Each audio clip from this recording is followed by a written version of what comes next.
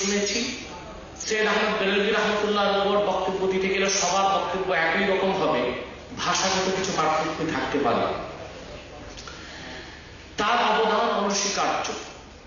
যুগে যুগে নবীজি মুহাম্মদ সাল্লাল্লাহু আলাইহি ওয়াসাল্লামের রক্ত ঝরা দ্বীন ইসলামের বিপক্ষে যত ফিতনা, যত চক্রান্ত সৃষ্টি হয়েছে, উম্মতে মুহাম্মদিয়ার শ্রেষ্ঠ ইমানদার সন্তানগণ তা ভাষা দিয়ে, জান এবং মাল দিয়ে প্রতিহত করেছেন, নিশ্চিহ্ন করে দিয়েছেন। সেই ধারাবাহিকতায় আমরা সৈয়দ আহমদ বেরেলভী রহমতুল্লাহকে দেখতে পাই যে তিনি ইংরেজ সাম্রাজ্যবাদের বিরুদ্ধে ইসলামী খেলাফত প্রতিষ্ঠার জন্য উপমহাদেশে 3টি কর্মসূচি গ্রহণ করেছিলেন। একটি হচ্ছে ইজালাতু আকাইদিল ফাসিদা আনিল কলব, মানুষের হৃদয় থেকে শিরক, কুফর এবং বাতিল আকীদা দূর করার জন্য তিনি তাসফিয়া কলবের কর্মসূচি গ্রহণ করেছিলেন।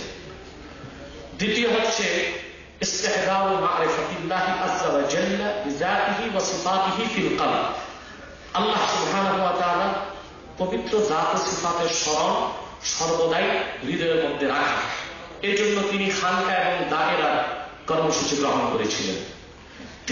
তৃতীয়টি হচ্ছে ইশতিগাল ফি খিদমাতিল্লাহ, আল্লাহর খেদমতে নিয়োজিত থাকা, আর সেটা ছিল তার জিহাদ ফি সাবিলিল্লাহ। আলোচনার শুরুতে একটি হাদিস পড়েছি, রাসূল মাকবুল সাল্লাল্লাহু আলাইহি ওয়াসাল্লাম ইরশাদ করেছেন, জাহিদুল মুশরিকিনা বিআমওয়ালিকুম ওয়া আনফুসিকুম ওয়া আলসিনাতিকুম, তোমরা কাফের মুশরিক বাতিলের বিরুদ্ধে জিহাদ করো, জান দিয়ে, মাল দিয়ে, জবান দিয়ে। সৈয়দ আহমদ বেরেলভী রহমতুল্লাহ এই হাদিসটির উপর পূর্ণমাত্রায় আমল করেছেন এবং 3 পদ্ধতিতে তিনি জিহাদ করেছেন। তার কর্মসূচি বাস্তবায়ন করে বালাকোটের ময়দানে বুকের তাজা রক্ত ঢেলে দিয়ে মুজাহিদের মুক্তির প্রতীক হয়ে ইতিহাসের পাতায় স্থান করে নিয়েছেন। যুগে যুগে আমরা সত্যিকার উম্মতে মুহাম্মাদের যোগ্য আলেমদের ভূমিকাটা এইরকমই দেখেছি। খালকে কোরআনের মাসালা যখন এসেছে, আহমদ ইবনে হাম্বল রাহমাতুল্লাহ ঝাঁপিয়ে পড়েছিলেন। গ্রিক দর্শন যখন মুসলমানদের উপর প্রভাব বিস্তার করতে শুরু করল, শেখুল ইসলাম ইমাম গাজ্জালী রাহমাতুল্লাহ তখন ঝাঁপিয়ে পড়লেন।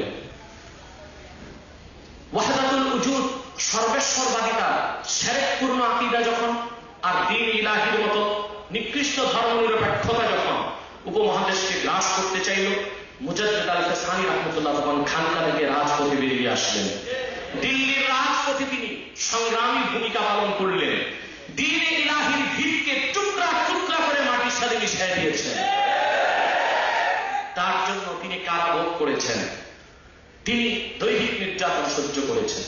তার পরবর্তী উত্তরসূরি ইংরেজ খ্রিস্টান সন্ত্রাসীরা যখন উপমহাদেশের স্বাধীনতার সূর্যকে ছিনিয়ে নিল এবং তাদের দালাল, পাদ্রী, পুরোহিত এবং মুসলমান নামধারীদেরকে দিয়ে এদেশের মানুষের ঈমান আকীদা যখন নষ্ট করার ব্যর্থ চেষ্টায় লিপ্ত হল, কবর পূজা, মাজার পূজা, বিদআত, শিরক, বিভিন্ন ধরনের বাতিল আকীদা যখন মানুষের হৃদয়ে ঢোকাতে শুরু করলো, উল্কার গতিতে আধ্যাত্মিক জগতে উজ্জ্বল নক্ষত্র হিসেবে ভেসে উঠলেন তখন আমিরুল মুমিনিন সৈয়দ আহমদ বেরেলভী রহমতুল্লাহি আলাইহি।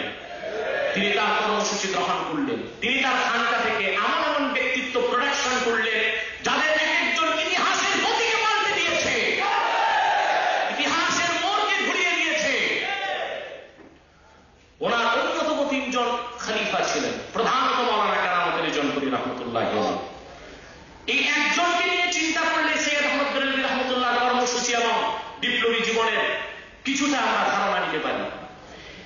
সৈয়দ আবুল হাসান নদভী রহমতুল্লাহি আলাইহি তারিখে দাওয়াত ও আজিমতের লেখক তার ইতিহাস লিখেছেন। শুধুমাত্র কেরামতুল জনপুরি রহমতুল্লাহর হাতে পাক ভারত উপমহাদেশে 1 কোটি মুসলিম মুসলমান হয়েছে। ইতিহাস থেকে আমরা দেখতে পাই গাউসে পাকের হাতে 90,000 লোক ইসলাম গ্রহণ করেছেন। সুলতান হিলমানুদ্দিন চিশতি রহমতুল্লাহর হাতে 90 লক্ষ লোক ইসলাম গ্রহণ করেছেন। আর সৈয়দ আহমদ বেরেলভী রহমতুল্লাহ আধ্যাত্মিক সন্তান শাহসুফি কেরামতুল জনপুরি রহমতুল্লাহি আলাইহি উত্তরপ্রদেশের জনপুর থেকে বঙ্গোপসাগরের উত্তাল ঢেউ অতিক্রম করে বাংলাদেশে প্রবেশ করে নদীর বাগে বাগে, গ্রামে গঞ্জে, শহরে বাজারে 50টি বছর দ্বীনের দাওয়াত দিয়েছেন। এদেশের মুসলমান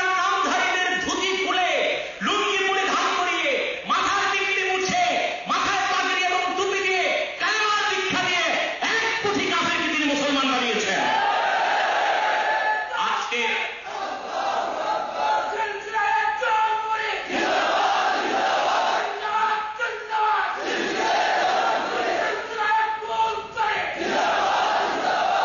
বন্ধুরা আমার, সেই জলপুর সিলসিলারই প্রধান শাখা হচ্ছে সিলসিলায় ফুলতলি। সারা বাংলাদেশে, আজকে বাংলাদেশে সৈয়দ আহমদ বেরেলভী রহমতুল্লাহ যখন জিহাদি কার্যক্রম পরিচালনা করেছিলেন, তখন এদেশের বেসরা ভণ্ড কিছু বীর ইংরেজদের টাকা খেয়ে সৈয়দ আহমদ বেরেলভীর চরিত্রে ওহাবিয়তের তকমা দিতে চেয়েছিল, কিন্তু সেই ব্যর্থ চেষ্টা ব্যর্থই হয়ে গিয়েছে। সৈয়দ আহমদ বেরেলভী রহমতুল্লাহ বিপ্লবকে, তার জিহাদকে, তার কর্মসূচিকে ব্যাঘাত ঘটাতে পারেন। সেই সৈয়দ আহমদ বেরেলভী রহমতুল্লাহর কর্মসূচির ফলাফল হচ্ছে স্বাধীন পাকিস্তান, স্বাধীন বাংলাদেশ। বাংলাদেশের স্বাধীনতার জন্য কাকে জনাব বলবো সেটা আমার বিতর্কিত বিষয়ে যেতে চাই না, তবে এই দেশের স্বাধীনতার জন্য প্রধান অবদান হচ্ছে সৈয়দ আহমদ বেরেলভী রহমতুল্লাহ ও তার খলিফাদের। কারণ আপনারা জানেন, দেশ বিভক্ত হয়েছে টু নেশন থিওরি, দ্বিজাতি তত্ত্বের ভিত্তিতে। দ্বিজাতি তত্ত্ব কি? পররাষ্ট্র বিজ্ঞান যারা করেছেন তারা জানেন, যে দেশে মুসলমান বেশি সেই দেশ পাকিস্তান হবে। পাকিস্তানের পর স্বাধীন বাংলাদেশের জন্ম হয়েছে। এদেশে মুসলমান হয়েছে কাদের হাতে?